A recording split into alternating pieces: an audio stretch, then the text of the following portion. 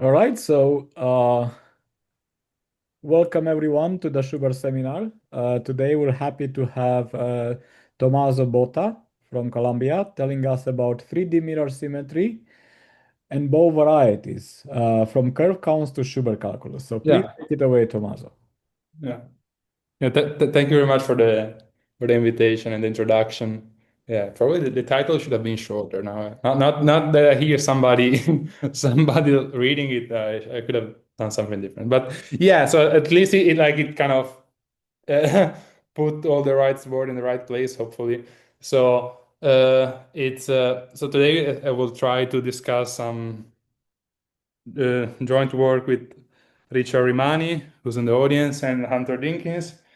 It's mostly on the almost everything is on the archive, and so it's a tale about mirror symmetry in 3 dimensions and its relation with certain type of curve counts I'm going to introduce later, and some version of Schubert calculus in what we will see being elliptic cohomology. So I'll start with a very rough introduction that hopefully will give a bit of context, and then we'll try to dig a bit more in the details. So please interrupt me whenever you feel like. Yeah, I like being interrupted. So so we will focus on a certain class of theory. Well, we will somehow zoom more and more on a specific class later. But for now, let's just assume that we are in the context of some supersymmetric uh, field theories in 3 dimensions. So somehow this is the cartoon, what we always see in these kind of talks, I guess. So we consider a 3 dimensional space-time with consisting of a compact Riemann surface and a possibly compactified timeline. And so lots of mathematical information from this theory can be extracted by looking at some kind of coarsening of the data of such theory, which will effectively, at least for us, consist in all possible certain curve counts from C, which is our our original Riemann surface, and a target X, which is the moduli of vacuum of the theory. So this is just a jargon for saying that somehow, given a supersymmetric field theory, we can associate to it a certain variety, or at least some kind of mm, space of some relevant state. And one of the distinguished features for the sake of this talk is that uh, it has a large group of automorphism. In particular, there's an embedded torus, and this will be the source of all somehow a lot of representation theoretic information.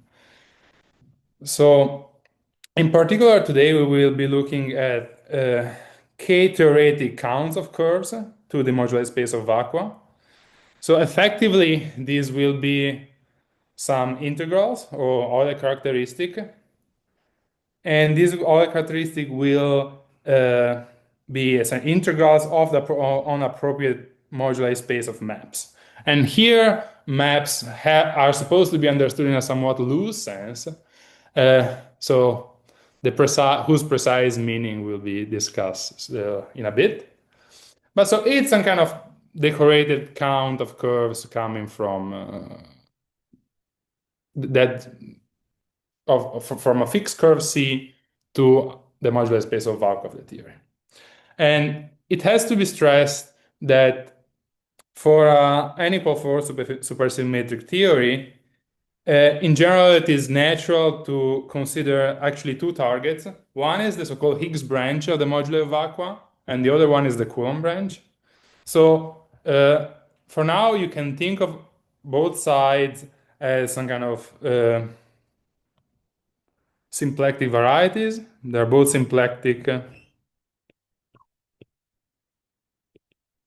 and generally singular varieties. And like from the somehow the one of the expectation coming from physics is that the curve counts to these targets are supposed to be related after the appropriate identifications. And actually, towards the end of this talk, I will make a precise meaning of this statement in a certain class of cases.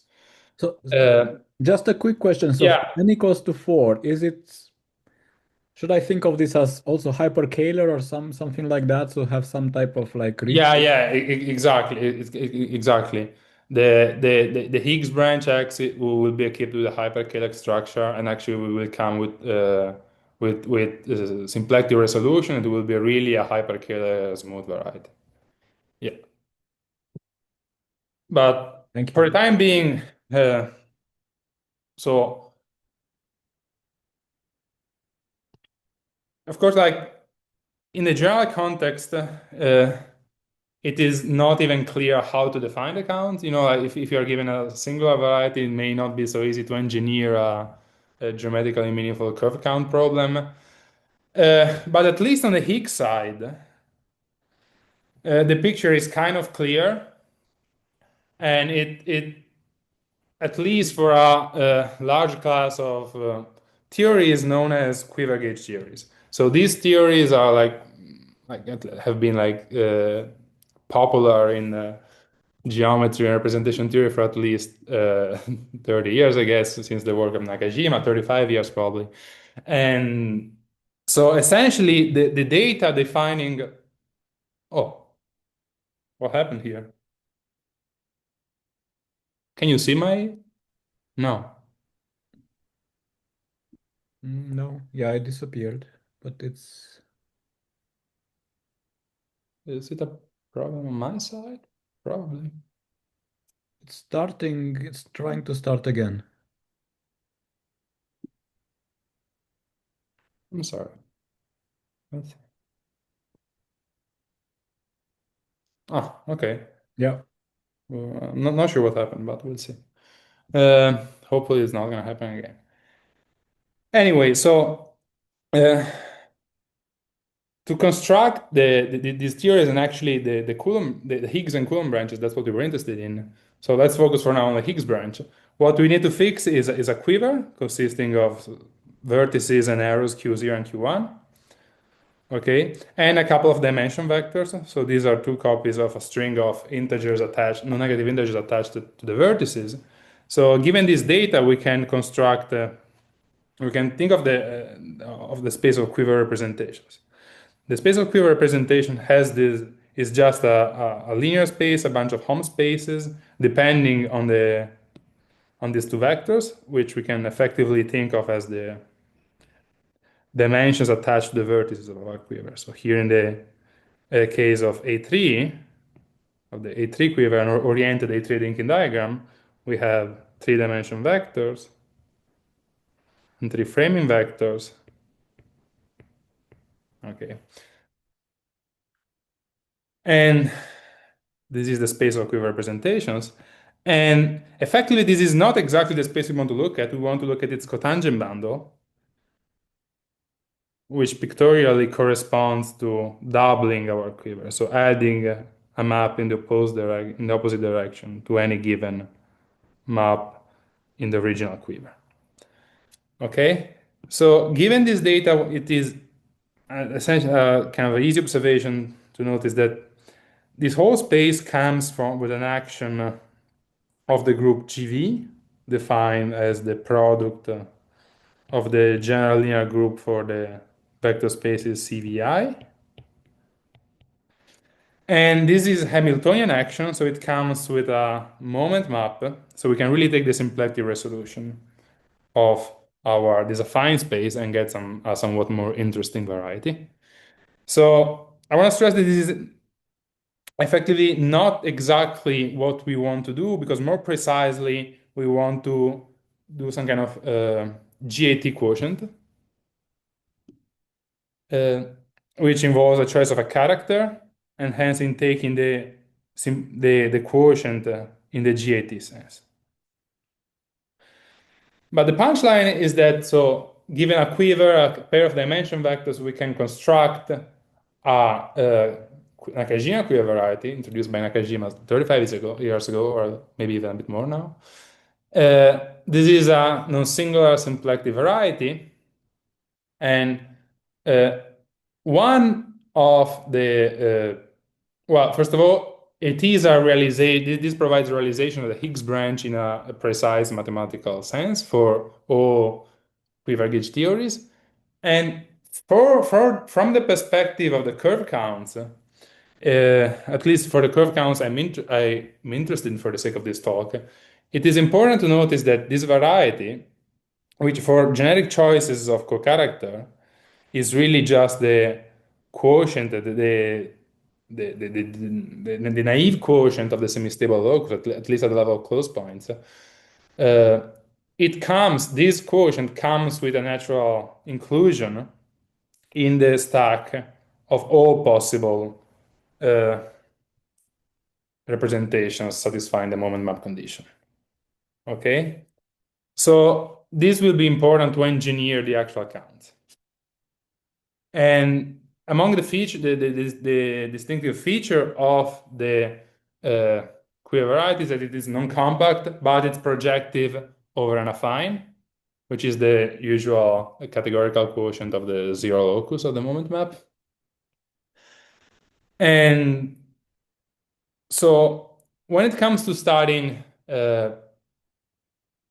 partial compactification of the mapping stack from our given curve C to our Higgs branch, we can really exploit the GAT presentation. And this is like a substantial feature. So the GAT presentation will somehow provide the compactification. And this actually can be we can make sense of this in a larger level of generality. So let's just do that. So let's assume that we are given an affine variety X equipped with an action of a reductive group. So the reductive group G acts on X. So the variety is G equivariant. And as soon as we fix a co-character, and so in other words, a stability condition, then we have the usual correspondence relating the pre-quotient and the GAT quotient.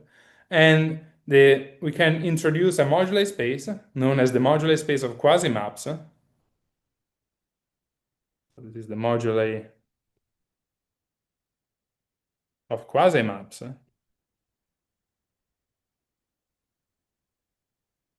which is a subset of the mapping stack of all curves to the stack quotient. And this subspace is prescribed by the following condition, namely that the preimage of a map in my space of a quasimap can land in the unstable locus, so the complement of the stable locus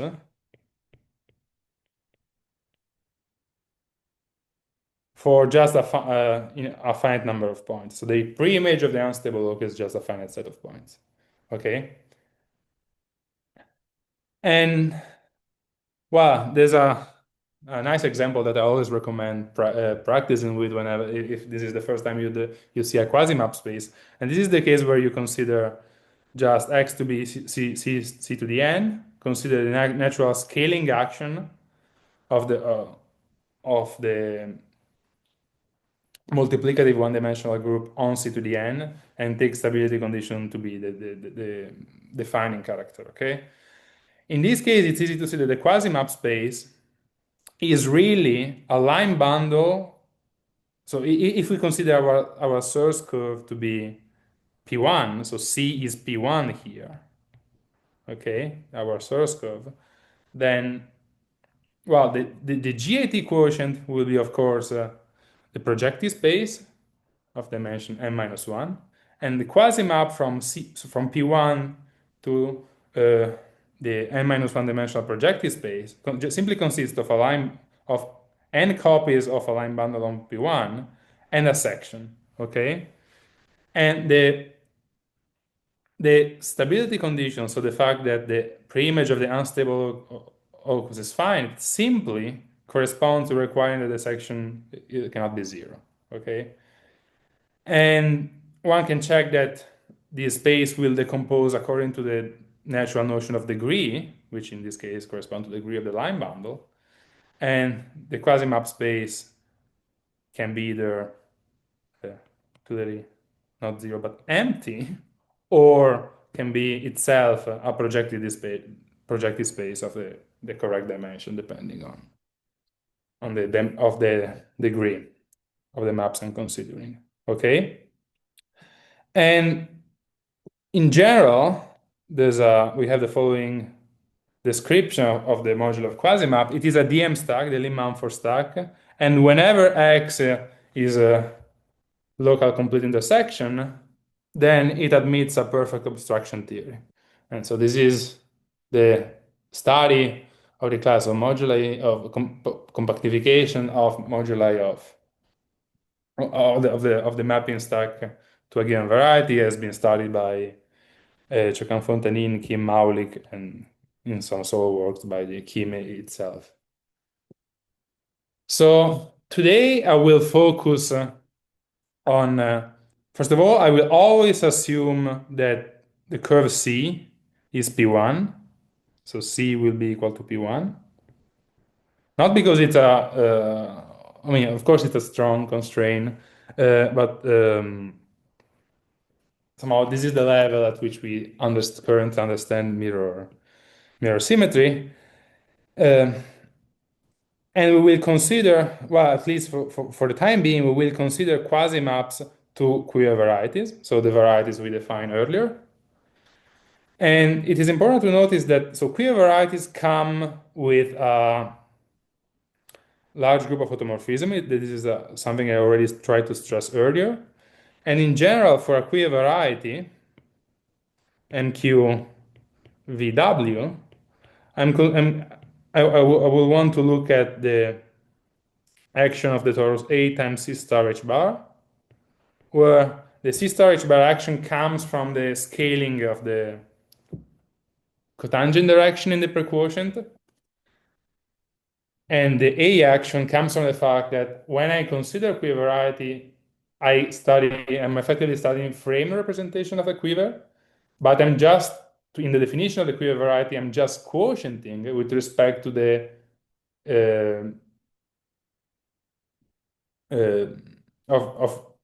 with respect to GV, which is the product of the GLVI, okay? So I'm not quotienting with respect to the, I'm not quotienting the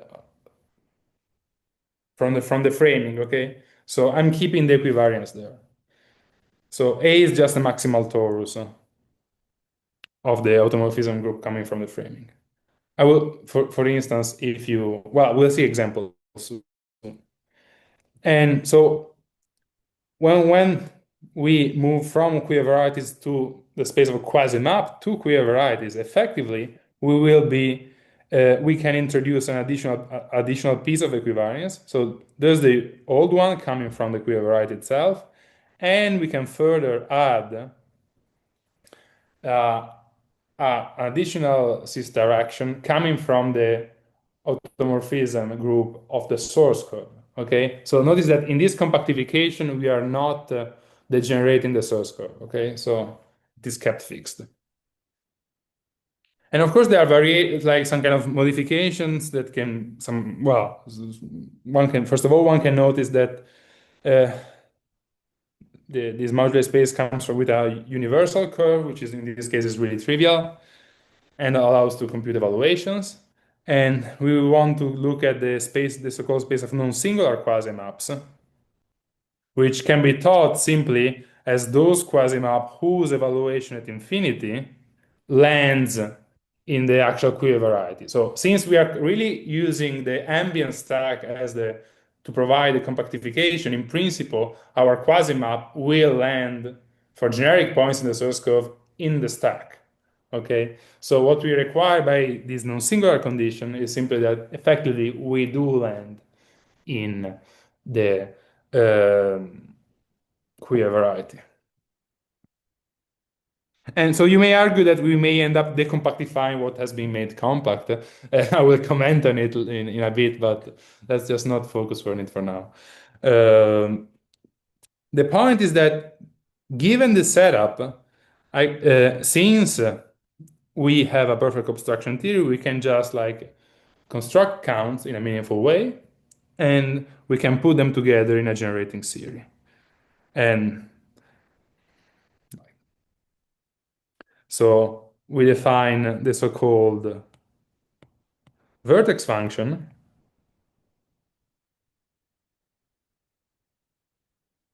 with descendant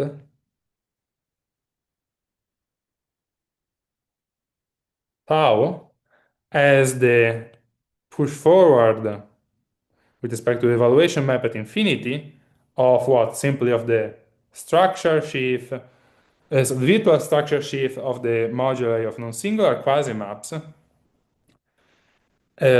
twisted by the preimage under the evaluation at 0 of the actual insertion tau I want to plug in the game. And well, I guess that many years of successful enumerative geometry suggests that whenever we are doing something like that, we are supposed to put this information. We should pack this information into a generating series. So these q over here are just the formal parameters appearing in the generating series of the vertex function. So, and really, this vertex function will live in the K-theory of the Nakajima queer variety with coefficients would have to be as equivariant as they need. So let me just plug at the formal parameter q plus minus 1, since it comes from the additional q action over c star action over here. I'm putting it in this way because it acts trivially on the queer variety. And we further need to adjoin the formal parameters q. And to be precise, I should work in localized K-theory, localized with respect to the torus action. This is a bit technical. That's essentially because, well, as I was saying before, if I restrict myself to non-singular quasimap, I somehow decompactify my modular space, at least partially. And so I need to localize in K-theory to make sense of the count in an equivalent way. But this is a technical but not so conceptually important point.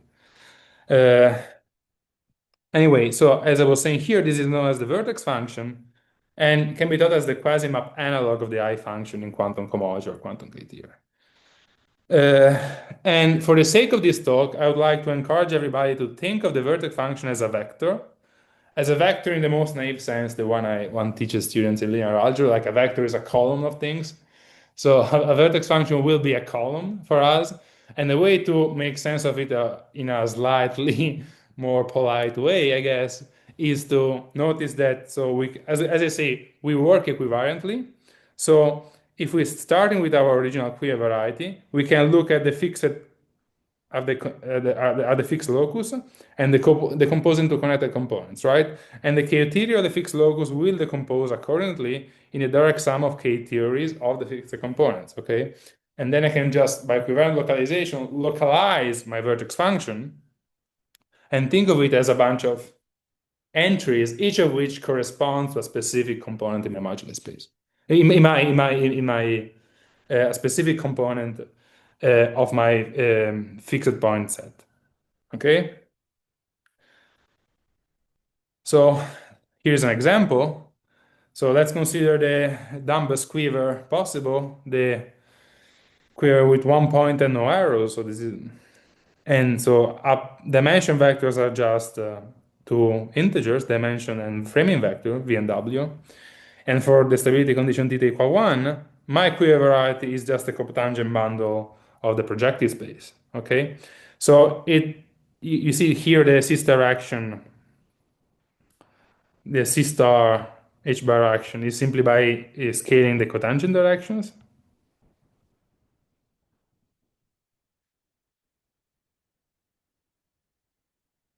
While A here, the torus A, is simply the maximal torus in PGL2.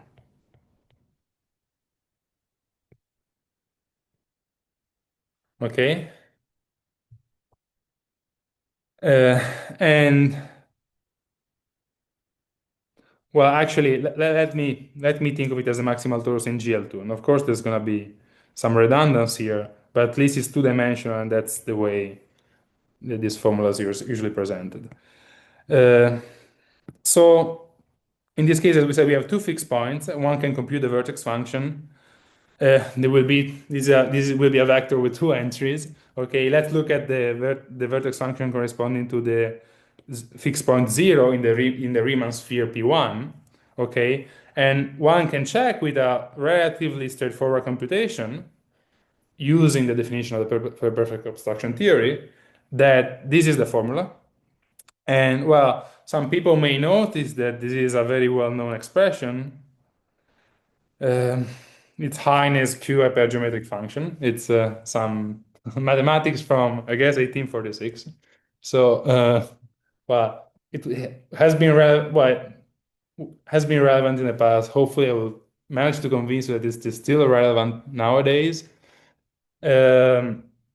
But yeah, it's a very normal expression and can be thought as the Q analog of the usual, is the Q analog of the usual hypergeometric function phi to 1.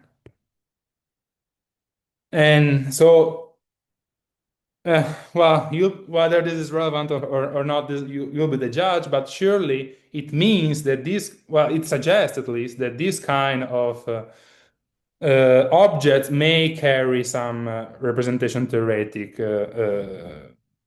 meaning, okay? And we'll discuss it soon. But just to before moving forward, let me point out that so one in principle is supposed to compute also the other vertex function, but that's simply related to the one for the fixed point 0 by a swapping of the parameters. So I'm not going to write it. Okay. So The uh, insertion here is trivial, or hmm?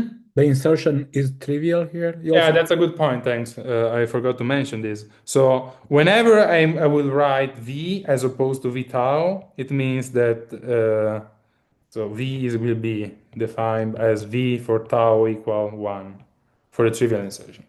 So hopefully, I mean, perhaps at the end of the talk, I will try to say something about general insertion, but this is like non-trivial insertion is an interesting but somewhat unexplored uh,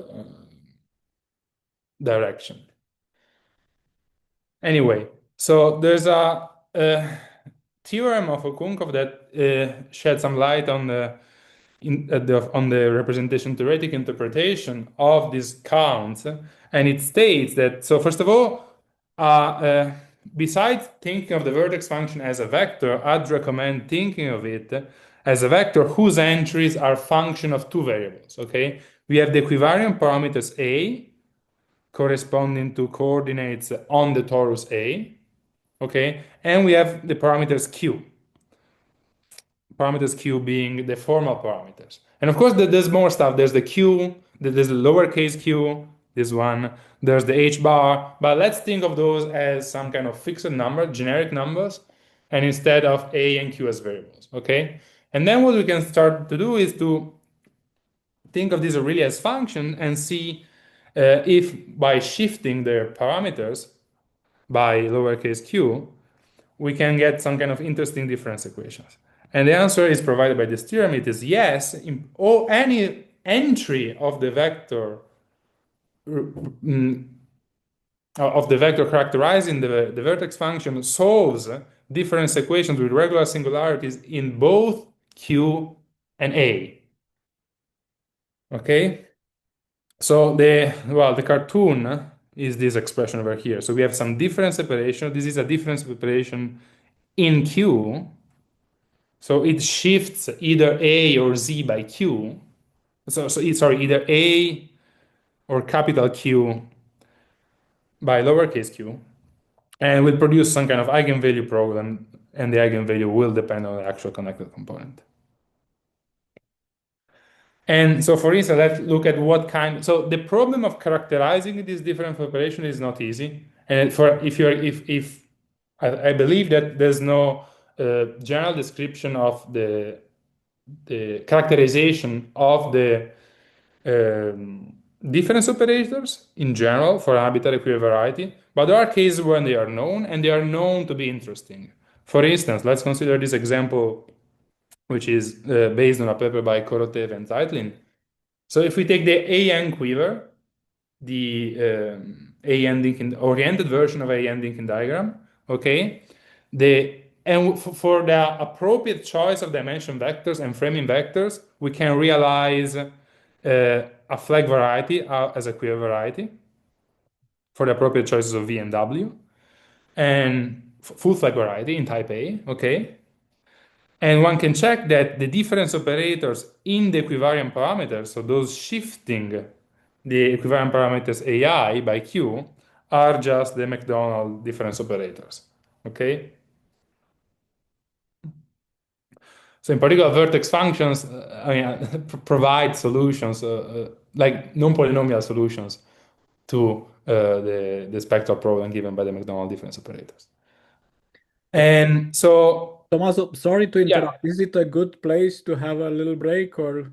yeah, it's a good place. I think it's the right place. Okay, so then let's have maybe 3 minutes break until 4:56.